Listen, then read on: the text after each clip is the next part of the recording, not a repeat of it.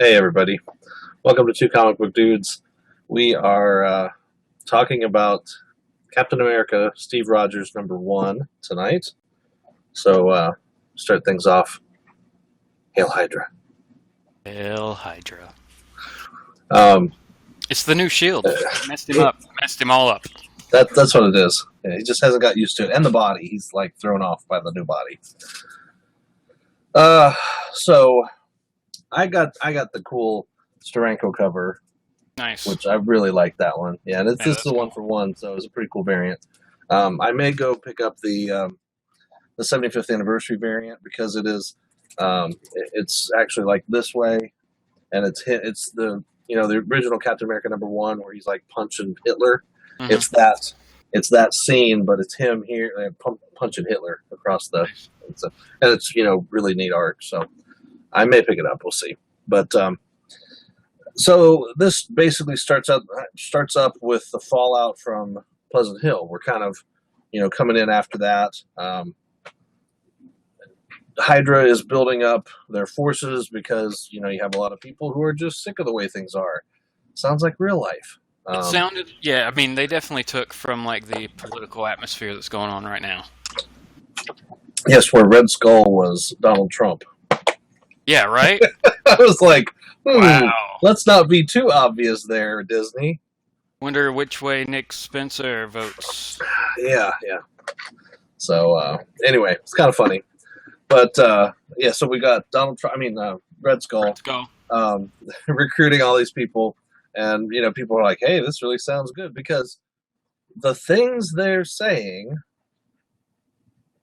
make sense. Yeah. You know, strengthen the country, protect our borders, protect our jobs, protect our livelihoods. Our our our leaders have failed us. Blah blah Yeah, blah. No, yep, I mean it's straight up there. It's a good recruitment tactic. sure. Um, they could have just easily just started a fight club and gained people that way too. Yeah, But that's true. Well, we have two storylines kind of going on at the beginning. You have Steve Rogers as a kid, and kind of the story of one of the stories of his dad and mom, and a situation there going on with his dad, kind of illustrating why he was such a not so great dad, um, being kind of a drunken loser who beats women. So we had that going on, and this woman that comes out of the shadows, Eliza Sinclair, Sinclair. Sinclair. Sorry, I couldn't remember her last name. Eliza Sinclair, and it's interesting because like the whole scene is done in the sepia tones, except for her red uh, feather boa. And yeah, and the red on her hat. Yeah, and the red on her hat. So everything else is sepia, is browns, except for that. And she tends to give Steve's dad a good uh, thrubbing down into the mud and sends him on his way. Yep. And then proceeds to take Steve and his mom out to dinner, basically at this nice restaurant. So, treating them nicely, treating them well, and trying to at this point just kind of show that she's a good person and she's there to help, and so that it's interesting because I keep going back to that story as we're going through, and you got Captain America talking about, I was old and now I'm young again. And I got a new shield and I lost my old shield and blah blah blah. He's still working for Shield, um, With along the with love of his life, Sharon right Carter. old Sharon Carter. Yep. So it's interesting because it just kind of puts him boom right in the action.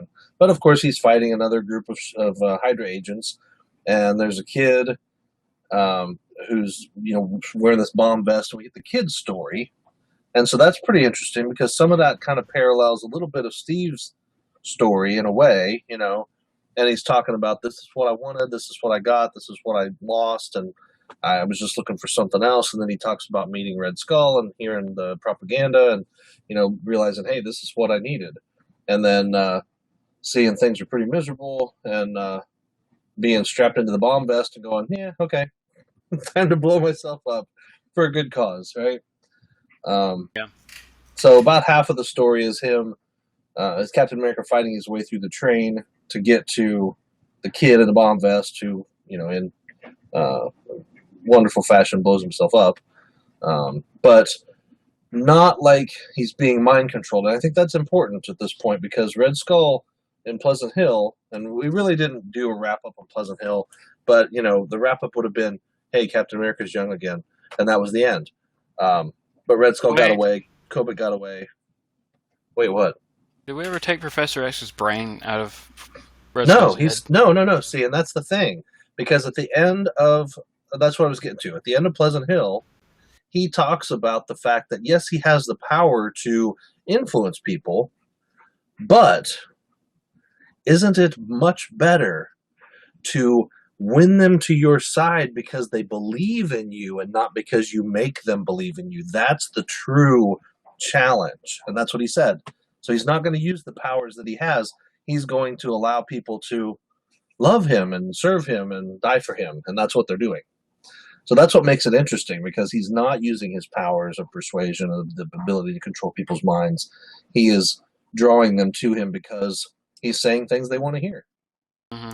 But So, and yeah, he's preying on those that are looking for a better solution or looking sure. for something better. I mean, and that's where he's recruiting from. And they even mention that in the book where he's recruiting, or he's kind of upset that he has to rebuild Hydra. It used to have all this great stuff, and now he's starting at the beginning again. So that was Baron Zemo, wasn't Yeah, it? it was. Yeah. Yeah. So then we've got two factions of Hydra now. Zemo thinks he controls Hydra, and Red Skull's, pretty sure he controls Hydra. So you got kind of this battle going on, but it just seems like Zemo's on the losing team. He's called all of these villains to come and join him, and 3 of them show up, and I don't even know who they are. Do you? They didn't look familiar to me at all. Some fire guy with little rails around him, and some lizard guy with a bunch of arms, and I don't even remember who the third guy was. That wasn't Inferno. No, I don't think so. Unless they really changed him. Made him a wuss. I mean, yeah, they were all concerned about, like, say that, tell my parole officer I went without resisting arrest. Yeah, it was the tiger, Shark? No, the tiger guy. Yeah, I don't know his name. Tiger Man. Hey, it's Tiger something. I can't remember. But he's been in, like, I was going to say Kung Pao. That's awful. That's a great movie, though.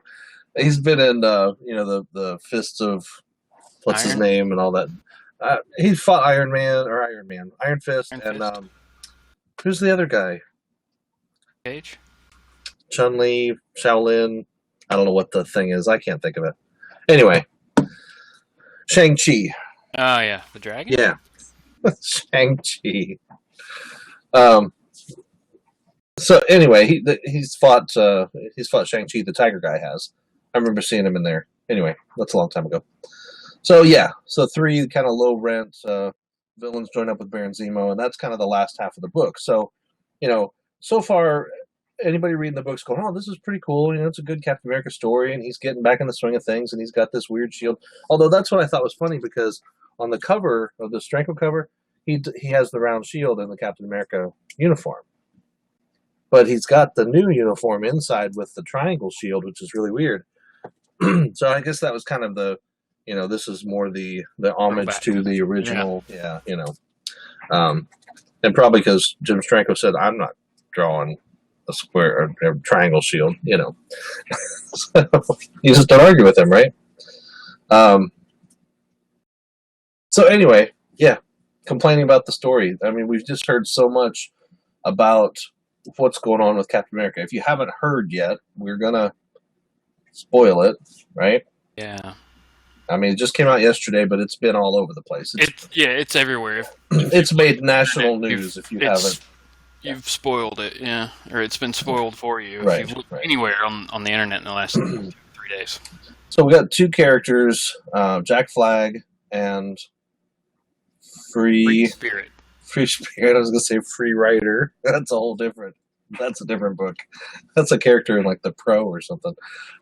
Anyway, Free Spirit and Jack Flag. You ever read that book? Mm-mm. What book? It's pretty funny. It's called The Pro. I can't remember who wrote it. but it's pretty funny. Yeah. Anyway, it's like a prostitute who decides to be a superhero. It's really funny. Wait, hasn't that happened? It was a comic book. Maybe I did read it. I don't know. Who knows? Flashing back to some old comics there. Well, at this point, like, I don't know. I've read so many. Maybe. Right. All the stories sound the same. I don't know. Wasn't that a DC book with Superman in it? No. Superman's bachelor party. Anyway, so okay. So Jack Flag and Free Spirit are fighting right alongside Captain America, helping him out. So in this battle with Zemo, Cap runs off on his own to catch Zemo, and Who's flying away in a Quinjet looking thing? Right, with Eric Selvig, the doctor who's all about Cosmic Cube. So at this point, I think Zemo thinks he's getting away. Cap's on the top of the airplane, and he somehow laser cuts down into the thing. I don't know, it's something to do with the new shield. Yeah, the new shield, if you can see, like, the point. Oh, yeah. Yep. So it's, I guess, like a plasma torch or something. Guess you have to be careful. That was kind of funny. I would assume he can turn it on and turn it off. But they don't really... Like, he talks about it for a second, but we don't know if it's vibranium or, we don't know what this shield is. Yeah. Yep. So we probably know that Stark Industries didn't make it. Probably not. Yeah. Maybe Peter Parker made it for him. Maybe they went and cut off some of the Wolverine statue, and now it's an melted it down. Yeah. Oh, that'd be a way to retcon it. That's funny. So Jack Flag decides he's going to go help, and that's kind of where things go south in this story. Cap is hanging off of the Bombay doors. Zemo's pulled out his sword, getting ready to, I guess, hack off Cap's arm. Yeah. And make him fall and die, right? And Jack Flag's there, knocks down Zemo. Cap's like, well, crap. Too bad you did that. Now I have to throw you out the window or out the Bombay doors. Yeah. It's like, but so he just kills this guy. Boop, you're dead. Well, we think we don't see him splat. Right. The inference is that Cap just pushed this guy out the Bombay doors. Yeah. Not a good thing. And then he steps up to Eric Selvig, and he says, "Hail Hydra." So, leading up to that, we saw that his mom had been, as this lady, Eliza, was dropping them off, she says, "We should come to my meeting," and hands her a pamphlet for community meeting of Hydra. So, again, it's inferred that all the way back at when he was, 5 years, 6 years old, or however old he's supposed to be, he doesn't look very old, maybe 6 or 7, that his mother got involved with Hydra, and so he was raised with Hydra. Now, we were talking earlier, and you were saying, what did you think about Eliza? Well, that was my thing, is like, we've never heard this part of his origin story in any way, shape, or form. Right. Is she a time traveler? Because that's what it seems like. About him. Right. And we know that, what she's saying about, he's going to grow up and do great things and stuff like that. Yeah. Yeah, he'll be strong enough to protect you. Right. Knowing that he's going to grow up, he has polio, it must kick in at some point. Yeah.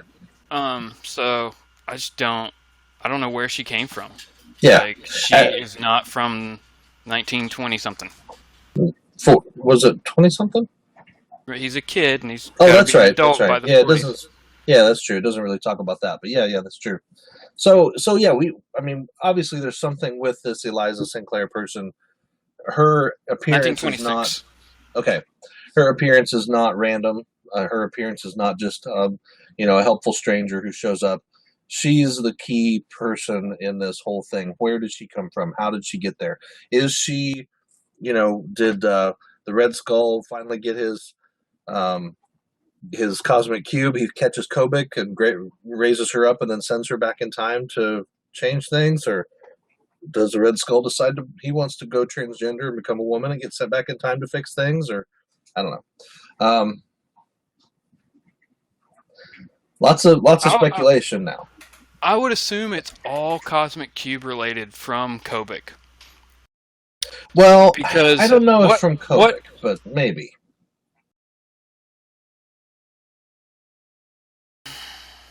Yeah, I don't know. It's got to be there's something like that. But what if this? My theory is that this is not the original Cap. When she fixed him, she fixed more than she thought. Like more went on, and this really isn't Steve Rogers. Maybe. Fingers crossed. Yeah, we'll see.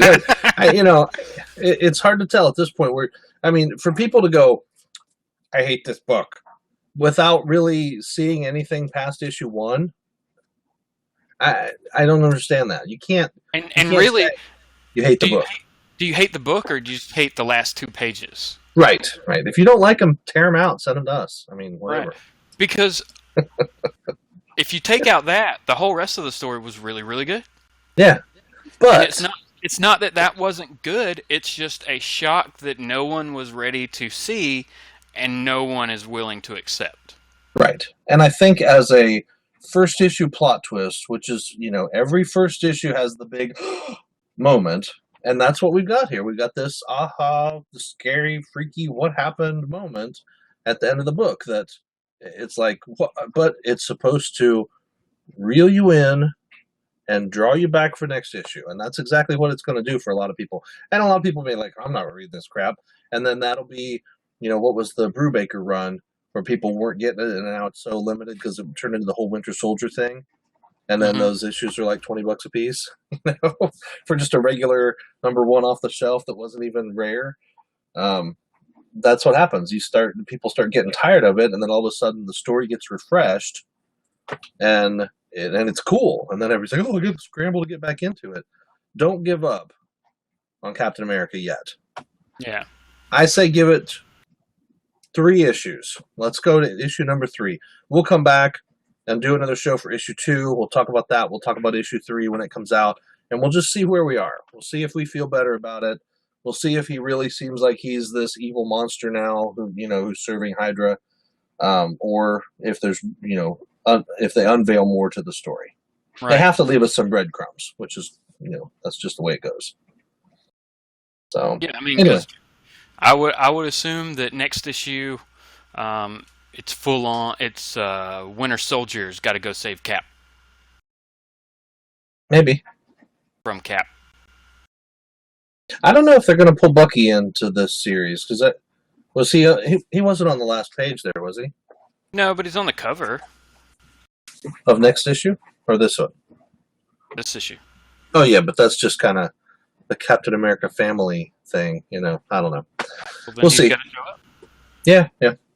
We hope. I like Bucky. He's a good character. So, but we'll leave it up to you guys. We speculated all we can speculate. You guys let us know what you think. Like, share, subscribe, and then leave some comments. Tell us what your theory is. Are you done with Captain America? Geez, the guy's been around for 75 years. He's done some crazy stuff. He got shot in the head. Maybe this is a side effect. He got shot with a time bullet. Right. He's been all the way forward to the end of time and all the way back to, through all kinds of things. He went back in time and fought dinosaurs. The guy's been around. He has. So he's been young, he's been old, he's been young again. It's crazy. So let us know what you think. And we'll definitely respond to your comments. But we appreciate you taking the time to watch. And, like it or hate it, it's Captain America. And I'm just glad he's young again. So right. Well, that's the thing with this much controversy and this much conversation about a book. Yeah, you would be really, really messed up if you didn't get the next couple issues just to see how it turns out. Right. If you're gonna hate it, you gotta hate the whole story and know it and be able to talk about it and not just go, "Well, I think he turned bad. I think he did, so I don't like it." I'm not 100% sure, but well, and there will be those people. There will be those people who I heard Captain America is a Hydra agent, and you're like, well, Yes, but Maybe. well, I don't like that. Well, okay, I All right. don't Well, like that. here's Squirrel Girl. Go sit in the corner. Right.